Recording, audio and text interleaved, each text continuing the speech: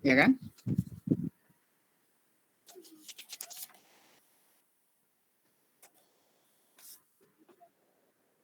Contohnya misalnya pada depresiasi ya, depresiasi gedung bagian administrasi, kemudian gaji karyawan, misalnya itu termasuk biaya tetap ya. Dan penentuan biaya pada periode yang akan datang didasarkan pada periode sebelumnya. Karena biaya tetap itu biasanya diasumsikan sama dengan tahun sebelumnya. Selanjutnya adalah biaya variabel, misalnya apa? Contohnya kertas ya, alat tulis, alat habis pakai, maka kemudian penentuan biaya pada periode yang akan datang didasarkan pada tarif biaya pada periode sebelumnya.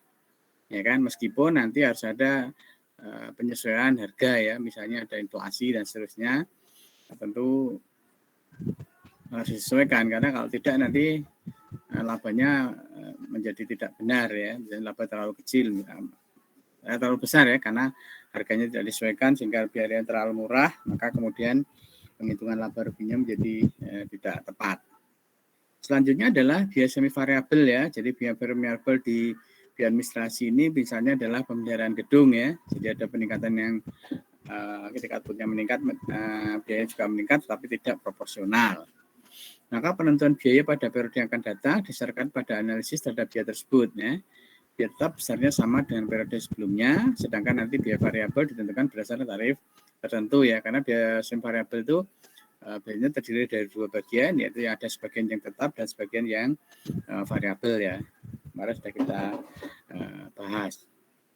Jadi ini terkait dengan biaya administrasi ya. Jadi administrasi nanti kan pada saat pengurangan atau penghitungan laba rugi ya, setelah penjualan dikurangi harga pokok produksi yang merupakan komponennya tadi apa?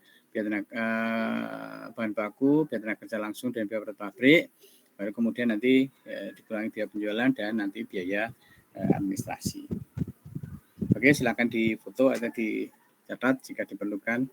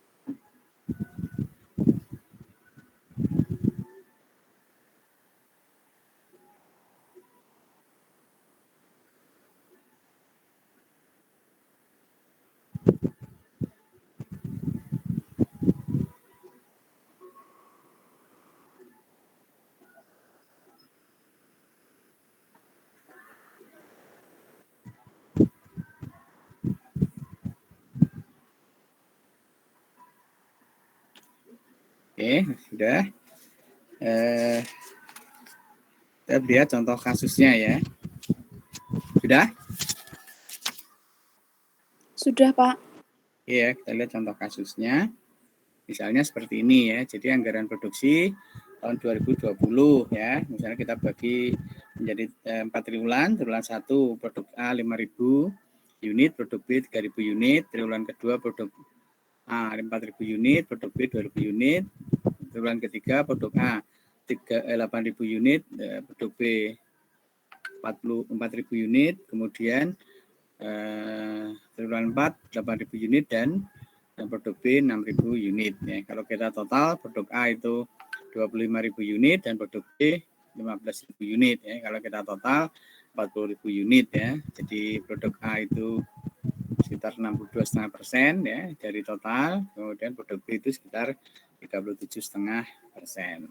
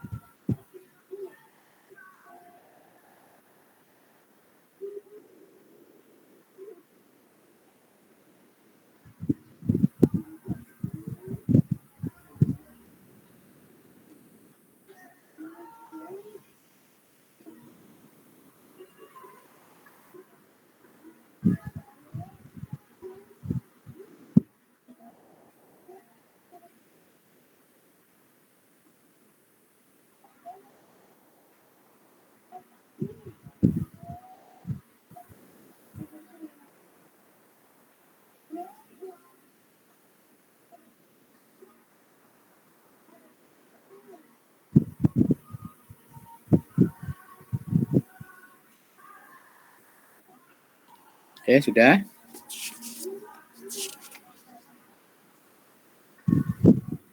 Sudah, Pak.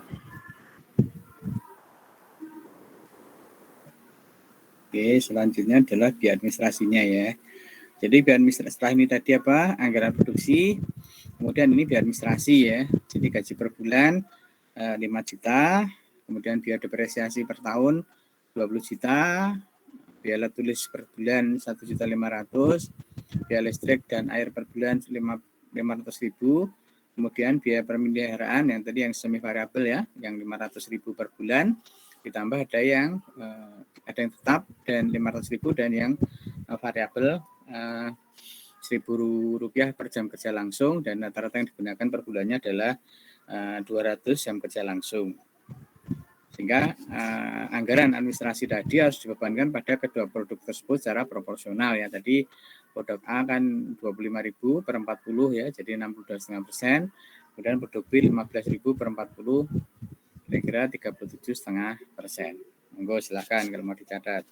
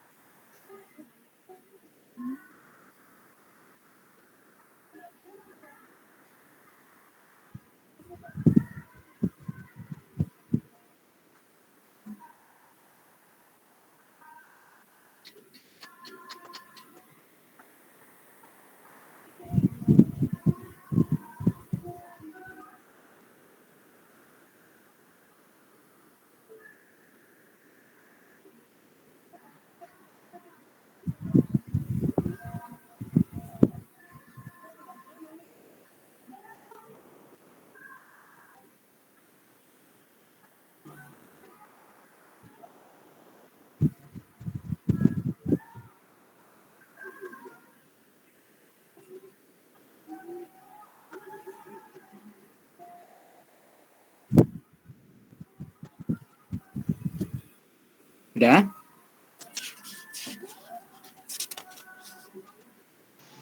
Sudah, Pak. Oke, kita lihat ya. Nah, tadi gaji pegawai kan 5.000 ya, maaf 5 juta per bulan ya. Sehingga kalau setahun kan dikalikan 12, sehingga 6 juta. Kemudian anggaran biaya administrasi tahun 2020 ya. Sebentar kok ini agak.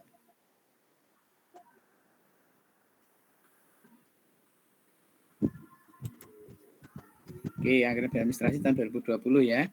Gaji pegawai ya, tahun 2020 tadi 5 juta per bulan. Kita kalikan 12 jadi 60 juta. Depresiasi per tahunnya udah 20 juta. Alat tulis tadi 1.500.000 ya, kali 12 18 juta. Listriknya 500 kali 12 ya, 6 juta. Nah, kemudian ada biaya pemeliharaan tadi ya. Pemeliharaan tadi kan ada yang 500 yang merupakan fixed cost ya, biaya tetap, dan ada yang Rp1.000 per jam kerja selama 200 jam kerja langsung per bulan, itu yang variabel ya. Makanya caranya dengan nanti menjumlahkan ya. Jadi caranya dengan menjumlahkan biaya tetapnya tadi 500, kemudian biaya variabelnya tadi 200 jam kerja langsung kali Rp1.000 per jam ya, sehingga 200.000. Kalau dijumlah biaya tetap dan variabelnya adalah 700.000 dikalikan 12, ketemunya jadi 8.400.000 ya. Jadi dapatnya angka ini dari itu tadi. Yang tetap adalah biaya tetapnya tadi 500 ya, tambah biaya variabelnya kan 200 jam kerja langsung kali 1.000 ya, menjadi 200.000 kan. Kalau dijumlah biaya tetap dan variabelnya itu 700.000 dikalikan 12 menjadi 8.400.000. Nah, kemudian selama 1 tahun biaya tadi dijumlah, ya kan? Dijumlah sehingga totalnya menjadi 112.400 rupiah ya. 112.400.000 rupiah. Nah, kemudian biaya tersebut harus dibebankan pada 2 produk ya, produk A dan produk B. Ya kan?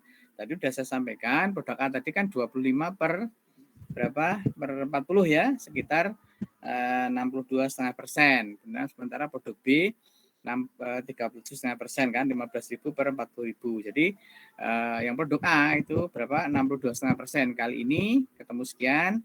Produk B-nya tadi 37,5%, kali ini ketemu sekian. Demikian juga depresiasi 62%. 62,5% kali 20 juta sama dengan 12,5 juta untuk produk A, yang 37,5% kali 20 juta ketemunya sekian. Demikian juga untuk alat tulis. Alat tulis tadi yang produk A itu kena beban 62,5%, kali 18 ketemu sekian. Kemudian yang 37% dibebankan ke B. Demikian juga listrik ya, listrik tadi yang 62% dibebankan produk A, yang 37,5% dibebankan produk B. Demikian juga pemeliharaan yang 62,5% dibebankan produk A, yang 37,5% dibebankan produk B. Kenapa? Tadi kan 15 per produk A kan 25.000, produk B 40 kan. Jadi 25 tambah 15 kan 40.000 tuh. Jadi 25.000 per 40.000 itu 62,5% menjadi beban produk A, dan 15.000 per total produknya tadi 40.000 adalah 37,5%. Itu dibebankan pada produk B. Sehingga alokasi untuk masing-masing biaya juga seperti itu ya. Jadi untuk semua gaji pegawai, depresiasi, alat tulis, listrik dan air, pemeliharaan, itu juga pembagiannya seperti itu pembebanannya. 62,5% dibebankan produk A, dan 37,5% dibebankan pada produk B dengan pertimbangan tadi produk A memproduksi 25.000 per 40.000, produk B 15.000 per 40.000. Oke, silakan dicatat atau mau difoto monggo.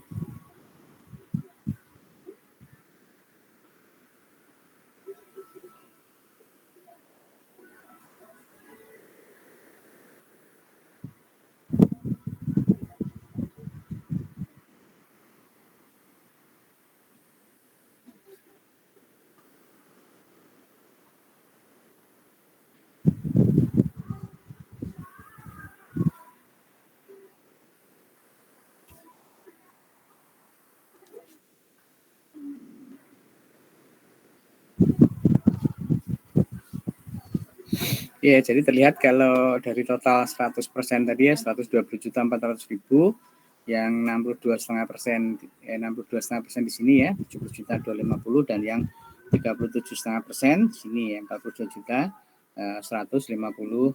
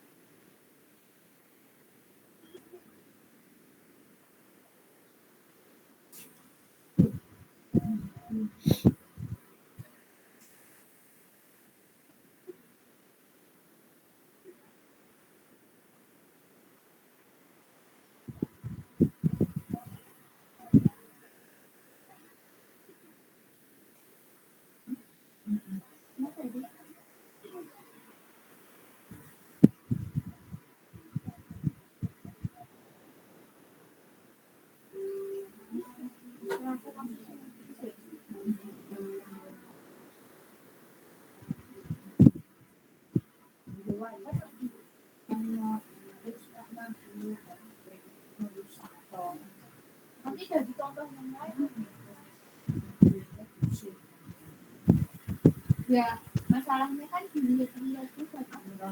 Nggak langsung ke alat seperti itu katanya. Sudah?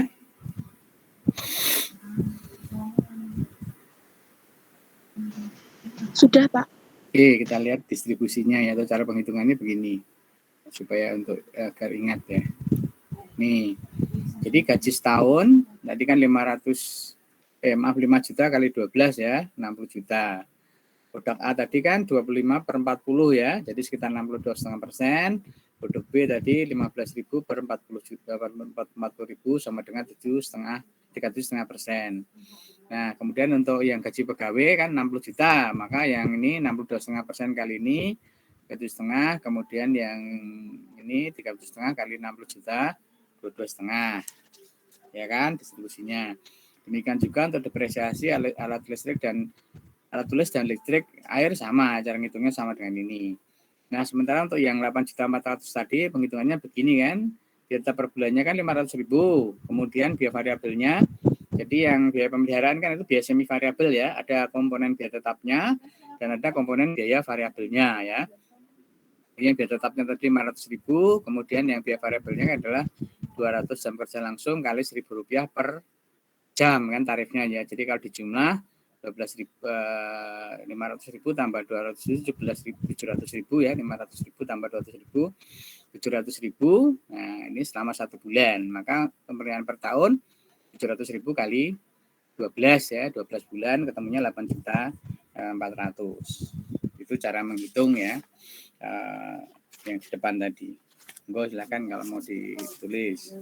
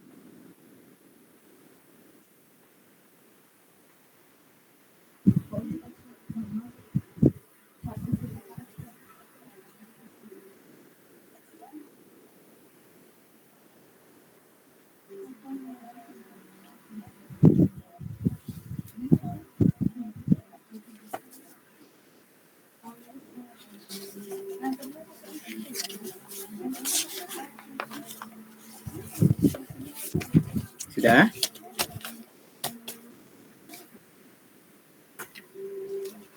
Sedikit lagi Pak, sudah mau selesai. Oke, silakan monggo.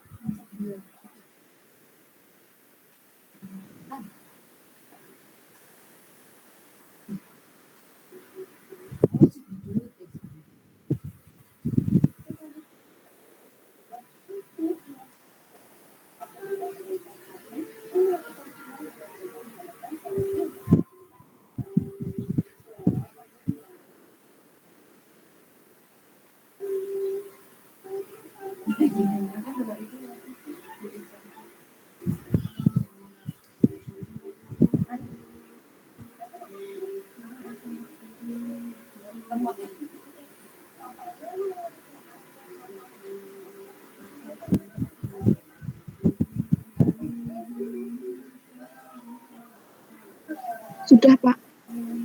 Oke. Sudah ya. Oke, jadi biaya anggaran biaya administrasi sudah kita selesaikan.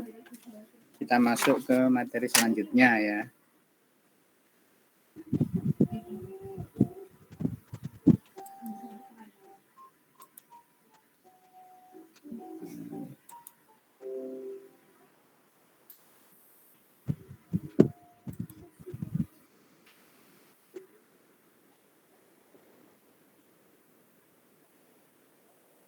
Oke, sudah terlihat anggaran biaya penjualan?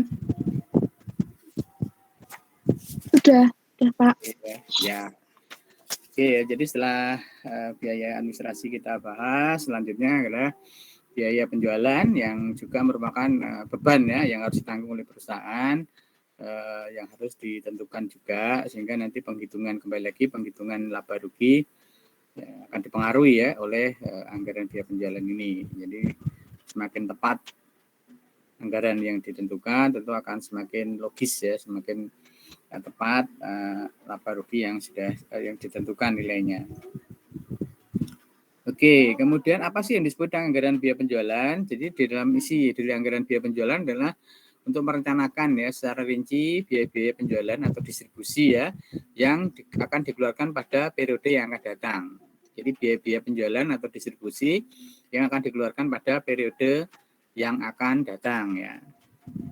Nah, biaya penjualan atau distribusi tadi adalah semua biaya yang dikeluarkan dalam rangka menyampaikan barang dari produsen ke konsumen ya. Jadi semua biaya yang dikeluarkan dalam rangka menyampaikan barang ke konsumen.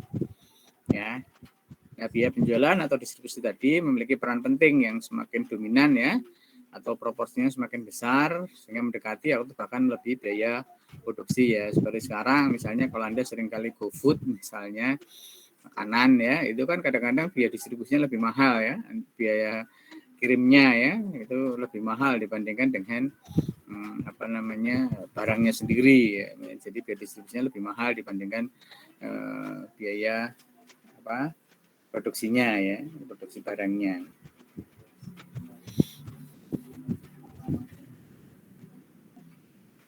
Sehingga peran dari biaya penjualan atau distribusi ini sekarang semakin besar ya dengan online sekarang ya. Jadi orang bergeser dari offline ke online.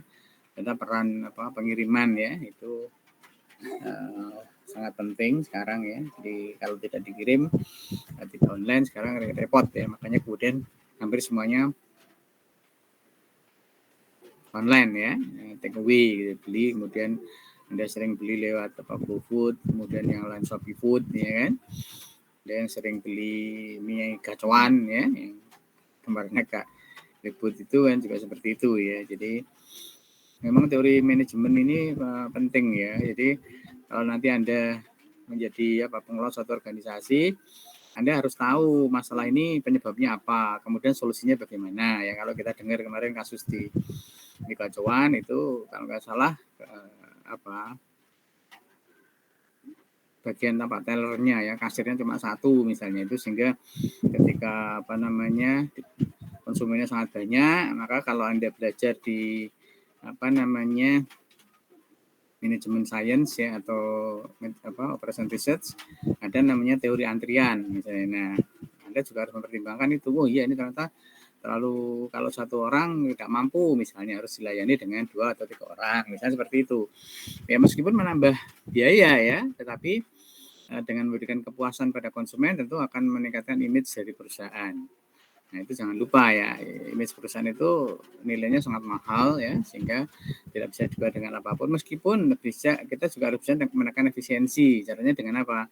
Melakukan observasi ya, mungkin kapan saat-saat sibuk, kapan saat-saat senggang misalnya, itu kan bisa diobservasi ya. Dengan cara observasi itu kita bisa menentukan berapa jumlah karyawan yang ada, dan misalnya satu orang cukup pada saat sedang misalnya ya tamunya, tapi pada saat tinggi ya, tamunya banyak, mungkin harus ditambah bagian yang lain misalnya. Nah, itu contohnya.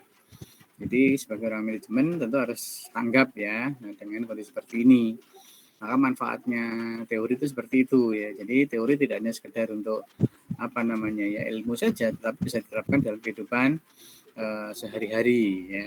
Kita sebagai yang mempelajari manajemen, ketika melihat sesuatu itu masalah misalnya, kita kemudian berpikir, ini pakai teori apa ya? Nah, harus seperti itu ya. Ini bagaimana solusinya? Ya kan? Jangan kemudian diam saja. Kita orang manajemen banyak melihat masalah-masalah di lapangan. Nah, nanti kalau Anda bisa bekerja suatu organisasi juga seperti itu. Ada masalah misalnya, ini ada overload, ada macam-macam masalah, Anda kemudian segera selesaikan masalah itu ya dengan teori-teori yang sudah Anda pelajari ya di mata kuliah yang lain misalnya ya kan. Itu manfaatnya seperti itu ya. Sebenarnya dari praktis ya, diangkat menjadi teori, kemudian Anda bisa terapkan lagi di dalam praktek di lapangan. Jadi masalah manajemen harus sensitif ya, ketika melihat di lapangan ada masalah, kemudian Anda juga harus segera ya, ini apa ini, solusinya pakai apa, teori yang mana misalnya. Itu harus segera cekatan ya, jangan kemudian diam saja. Ya kan? Nah, kalau Anda sebagai pengelola organisasi, sebagai orang yang dipercaya, ditunjuk, diberi amanah, tentu Anda harus tanggap dan mengambil keputusan ya. Karena kalau seperti kasus yang di Megacuan, misalnya kalau itu ada mahasiswa manajemen misalnya, waduh sangat disayangkan ya ketika terjadi seperti itu, apalagi kalau manajernya ya, mungkin alumni kita misalnya, waduh sangat disayangkan ya ketika ada masalah seperti itu, tidak ada solusi yang terbaik ya buat konsumen. Ini bukan menjelekkan ya, tapi dari satu masalah itu kemudian diambil hikmahnya, apa pelajarannya, apa yang harus ditawarkan untuk menyelesaikan masalah tersebut. Ya kan, jadi teori-teori itu bisa digunakan untuk menyelesaikan masalah di lapangan. Nah, ini pelajaran buat kita semua ya. Nanti kalau Anda bekerja di suatu organisasi, Anda juga harus sensitif ya dengan kondisi seperti itu. Ya kan, makanya pentingnya kita belajar itu di situ ya. Termasuk saya, kenapa saya minta mencatat atau itu, dan saya supaya Anda ingat ya, karena memang teori pembelajaran yang benar itu ya tadi, kalau belajar itu ditulis dengan melihat mata kita fokus, telinga kita mendengarkan, kemudian sambil diucapkan misalnya, terus ditulis, tujuannya supaya ingat, itu masuk ke long term memory kita. Itu metode pembelajaran yang pernah saya dapatkan. Kalau hanya sekedar dilihat, nanti tidak bertahan lama ya di long term memory kita, sehingga mudah dilupakan. Nah, sehingga harapan saya dengan mencatat, menulis, atau kemudian mengulangi lagi ya, dibaca lagi, harapannya nanti akan Anda ulang-ulang terus ya, akan masuk ke dalam long term memory ya. Termasuk dulu ketika belajar kecil kan pakai jembatan keledai misalnya ya, jadi disingkat ini, ditulis, ini tujuannya supaya masuk ke long term memory jangka panjang, sehingga lebih lama diingat oleh otak kita, sehingga ketika nanti ada suatu masalah kita dapat menyelesaikan masalah tersebut. Nah, jadi seperti itu. Saya tidak ada tujuan untuk apa ya, mempersulit, tidak ya. Mungkin memang jadi perbedaan budaya ya. Anda mungkin usianya masih ya 18-19-an, 20-an ya kan, masih muda, sementara saya sudah dua kali usia Anda lebih ya. Sudah 50 sekian gitu. Sehingga kemudian ada beda budaya, ada beda nilai. Tetapi dari setiap dosen masih akan dibekali dengan teori pembelajaran. Tapi memang karena budaya kadang-kadang Anda salah persepsi ya. Dosennya mempersulit, dan tidak ada niat seperti itu ya. Ya, saya justru dengan meminta Anda seperti ini ya, Anda jadi tahu. Nah, kalau Anda nggak percaya silahkan aja ya, lihat latihan bulu tangkis, latihan renang, latihan senam di Olimpiade itu keras ya. Jadi mereka berlatih keras supaya apa? Supaya bisa gitu kan. Tidak ada yang sesuatu dengan mudah hasilnya akan maksimal, itu tidak ada ya. Karena belajar harus serius, sungguh-sungguh, dan keras tadi ya, dalam tanda petik ya. Tapi hasilnya akan ada perlu di kemudian hari ya. Kita tahu ya, ada yang diantara Anda cuma sensi, kemudian mungkin nggak masuk di Google Meet ya, monggo saja lah. Yang penting niat saya ini, nanti kalau saya sampai rewel misalnya, malah menaikkan tensi saya. Tadi saya sudah tinggi ya, nanti kalau masih di ribut dengan Anda kan tidak nyaman. Monggo lah, Anda sudah dewasa, maka siapa yang membutuhkan ilmu ini silahkan dipakai ya. Kalau yang tidak ya monggo lah, terserah Anda ya. Jadi saya yang penting niat saya baik untuk supaya Anda bisa mempelajari dengan baik. Nanti kalau Anda bekerja ataupun ya di suatu instansi apapun, Anda bisa memberikan solusi ketika organisasi itu Anda masalah. Oke ya, kemudian kita masuk ke pendekatan penentuan anggaran biaya penjualan. Sudah ya? Sudah, Pak. Oke. Jadi pertama adalah pendekatan penentuan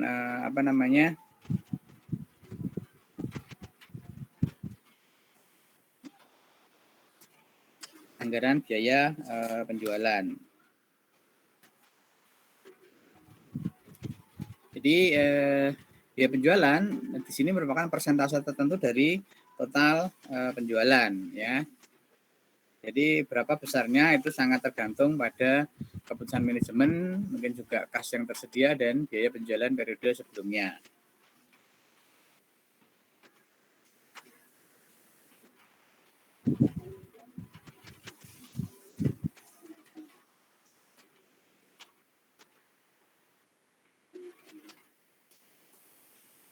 Oke, kemudian misal tahun 2020 biaya penjualan 30% dari total penjualan ya.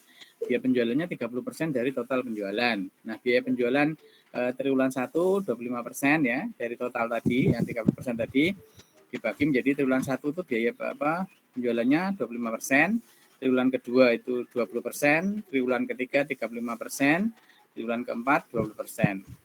Dan penjualan totalnya adalah 100 juta. Maka nanti proporsi penjualannya bisa lihat di belakang. Monggo silakan kalau mau dicatat.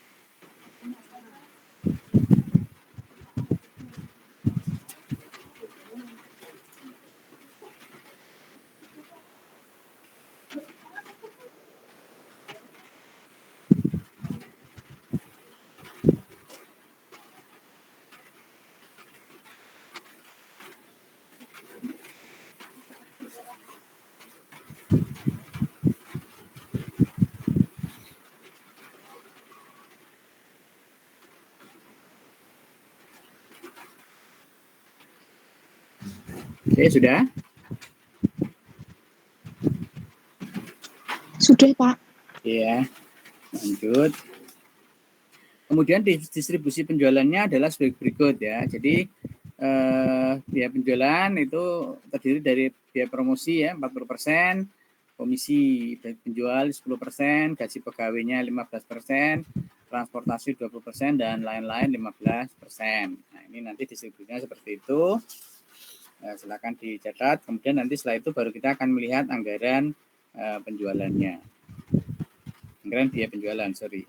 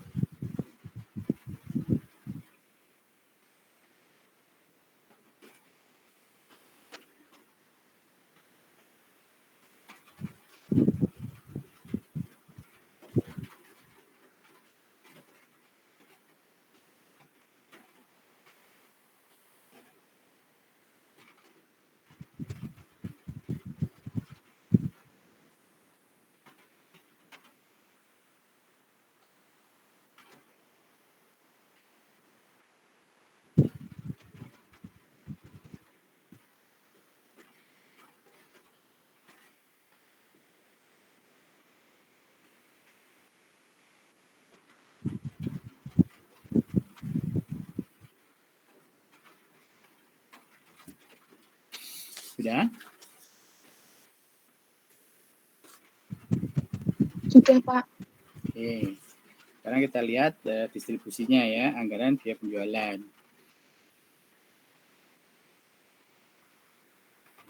Oke, ini. Nah, Anda lihat dulu ya, jangan ditulis dulu ya. Jadi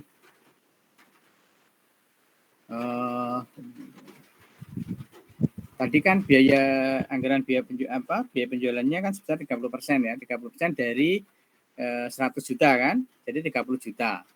Nah, Anda tahu bahwa 30 juta tadi didistribusikan menjadi 4 triwulan ya. Triwulan pertama 25%, triwulan kedua 20%, triwulan ketiga 35%, dan triwulan keempat 20%. Nah, nilai di sini total biaya ini adalah dari tadi. Jadi 30 juta kali 25% itu 7,5 juta. Kemudian 20% kali 30 juta, 6 juta, kemudian yang 35% kali 30 juta, 10,5 juta, kemudian yang berikutnya 20% kali 30 juta ya, 30 juta total penjualan selama 1 tahun itu didistribusikan pada tiap triwulan. Jadi angka ini berasal dari yang 30% dari kali 100 juta tadi. Nah, oke ya, setelah ketemu masing-masing triwulan, kemudian baru ini dipecah lagi ya. Yang 7,5 juta itu kan tadi biaya promosi tadi berapa? 40% kan? Jadi 40% kali ini promosi, 10% kali ini komisi ya kan? 15% kali 7,5 juta itu gaji pegawai, kemudian yang 20% kali transportasi kali ini 1,5 juta, dan yang 15% lain-lain tadi kalikan 7,5 juta sekian. Sama dengan yang triwulan kedua ya. Tadi kan 40% kali 6 juta itu 2,4. Kemudian yang 10% tadi kali 6 juta itu 600.000, kemudian 15% kali untuk gaji pegawai tadi ya, kali 6 juta sama dengan 900.000. Kemudian yang ini 20% kali 6 juta itu 1,2, dan yang ini 15% kali 6 juta. Demikian juga yang triwulan ketiga ya. 10,5 juta tadi, ini nolnya nanti turun ya sebentar.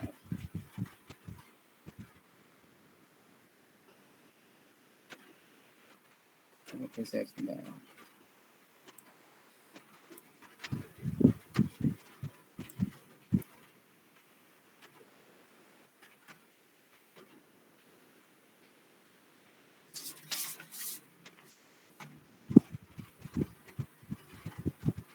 Ini sebentar.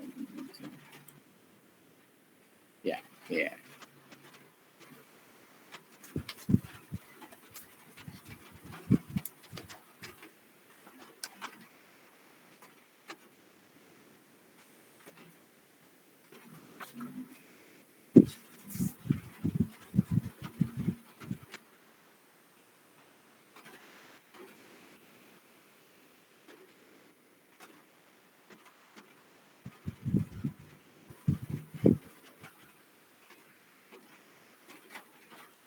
Ini lupa saya belum jumlah, ini 12 juta ya. Ini kita geser.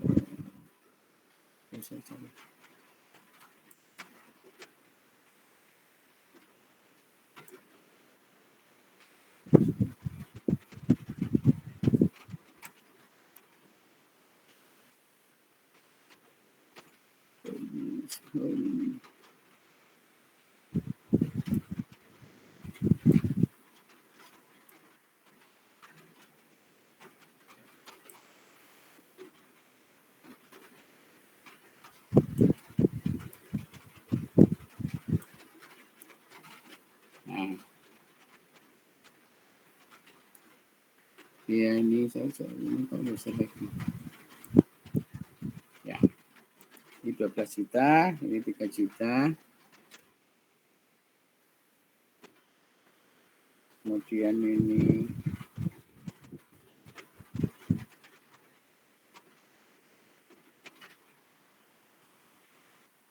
belum dijumlah ya, ini 4,5 juta. Kemudian ini 6 juta. Kemudian ini 4,5 juta ya. Totalnya 30% dari ini tadi 30 juta.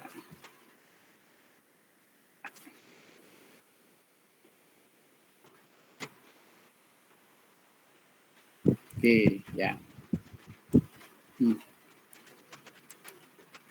Oke ya, jadi seperti itu ya. Jadi total biayanya 30 juta itu didistribusikan menjadi triwulan pertama, kedua, ketiga, keempat. Ya kan? Nah, setelah didistribusikan baru nanti 7,5 juta ini dipecah lagi menjadi komponen biaya penjualan tadi, promosi tadi berapa? 40% ya. Promosi 40%, komisi 10%, kemudian gaji pegawai 15% ya, kemudian transportasi tadi 20% dan lain-lain tadi 15%. Semuanya sama ya. Di total sama ini. 30 juta ya. Jadi promosi 1 tahun itu 12 juta, kemudian komisinya 3 juta, gaji pegawainya totalnya 4,5 juta, transportasinya 6 juta dan lain-lain ya, itu 4,5 juta, totalnya 30 juta. Monggo silakan mau dicatat.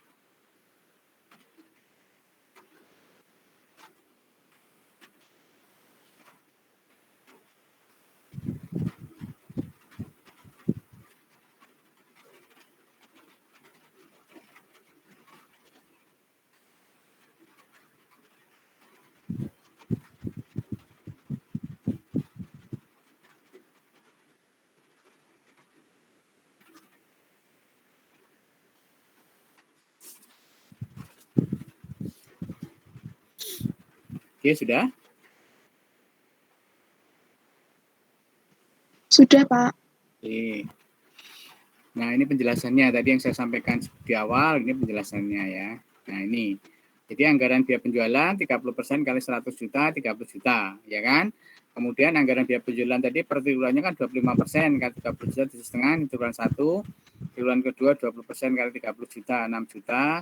Triwulan ketiga 35% kali 30 juta, 10,5 juta. Dan triwulan keempat 20% kali 30 juta, 6 juta. Nah, kemudian masing-masing ini didistribusikan kan, tadi yang promosi 40% kali 7,5 juta, ini triwulan 1 ya, triwulan 1, 40% kali 7,5 juta, 3 juta, kemudian komisi 10% kali 7,5 juta, 7,5, gaji pegawai 15% kali 7,5 juta, 1 juta 125, nanti transportasi 20% kali 7,5 juta, 1.500.000, dan lain-lain tadi 15% kali 7,5 juta untuk ketemunya 1.125. Itu untuk triwulan 1. Untuk triwulan kedua, 3, dan 4 sama. Jadi caranya seperti itu. Monggo silakan dicatat.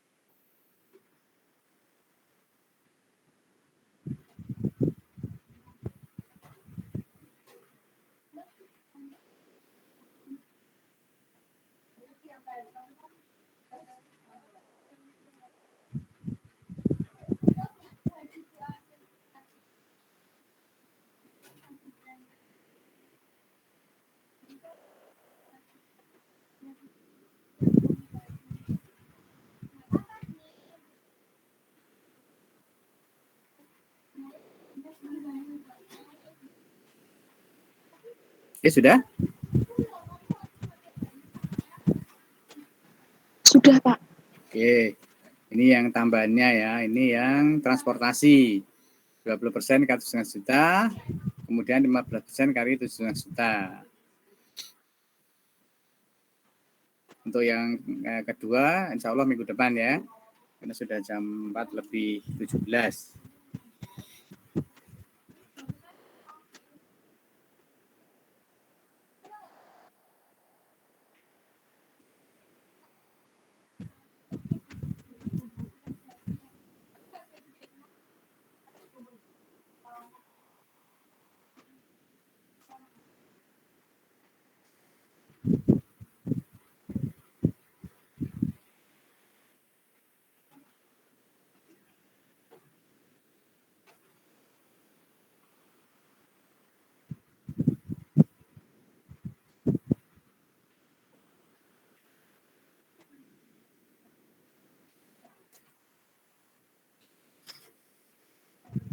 Oke, sudah ya. Jadi materi ya untuk hari ini ya, anggaran penjualan, anggaran biaya penjualan itu sampai di sini. Insya Allah kita lanjutkan minggu depan ya, dengan pendekatan yang kedua yang jumlah tertentu untuk setiap unit penjualan ya.